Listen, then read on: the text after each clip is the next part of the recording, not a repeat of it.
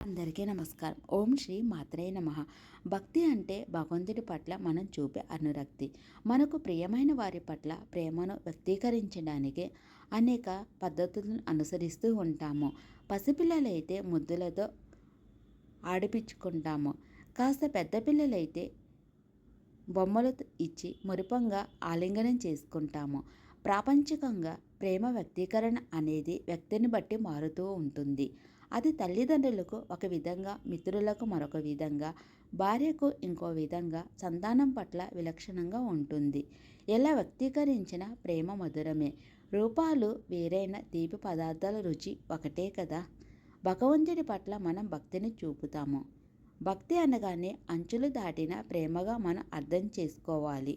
ప్రాపంచిక పరిధుల మధ్య ప్రేమకు అవధులు అనివార్యం. ప్రేమ ఉంది కదా అని అవతల వారికి సమస్త అప్పచెప్పకుండా వారి ఎంత స్థాయిలో ఏ విధంగా ప్రేమ చూపాలని మన మనస్సు చెబుతుందో అంతవరకే చేస్తాం. మిత్ర బంధువులైనా సరే. కానీ భగవంతుడి పట్ల మనం చూపాల్సింది భక్తి కనుక అది ప్రాపంచిక పరిధిలో దాటిపోవాలి. దానికి ఎలాంటి పరిమితులు ఉండకూడదు.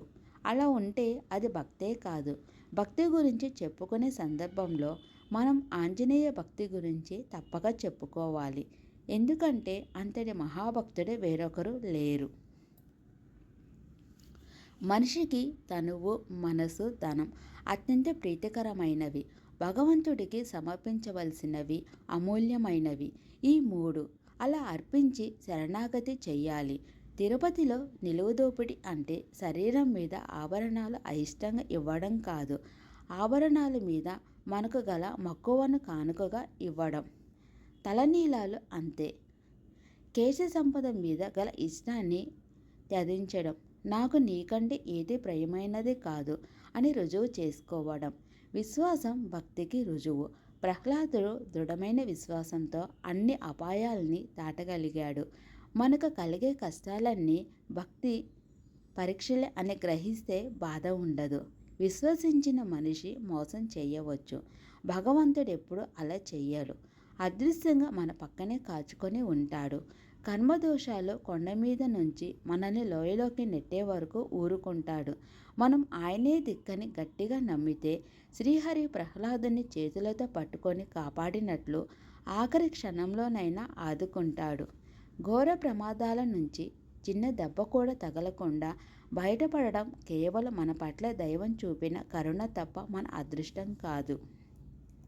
భక్తిలో 2 విధాలున్నాయని వేదాంతులు చెబుతారు. 1 జ్ఞానభక్తి, పూజలు, వ్రతాలు, జపతపాలు వంటివి. 2ది మూఢభక్తి. దీనికి భక్త కన్నప్ప కన్నా గొప్ప ఉదాహరణ లేదు. నోటితో నీరు తెచ్చి శివుడికి అభిషేకం చేశాడు. మాంసాన్ని నివేదన చేశాడు.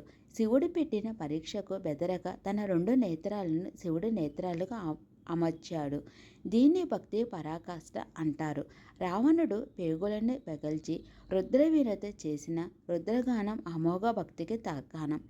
ఈ భక్తి గాథలు మనలో ఆత్మచింతన కలిగించాలి. మనలో రావణుడు, ప్రహ్లాదుడు, ఆంజనేయుడితో పోల్చగల భక్తులుండే అవకాశం లేకపోవచ్చు. కానీ ఈ కథ మనలో స్ఫూర్తిని, విశ్వాసాన్ని పెంపొందించాలి. అప్పుడు మన భక్తి స్థాయి క్రమంగా పెరుగుతుంది. ఇదండి ఈరోజు వీడియో. మీకు ఈ వీడియో నచ్చిందంటే లైక్ చేయండి, షేర్ చేయండి. ఇంకొక మంచి వీడియోతో మీ ముందుకు వస్తాను. Thanks for watching. Bye. Take care.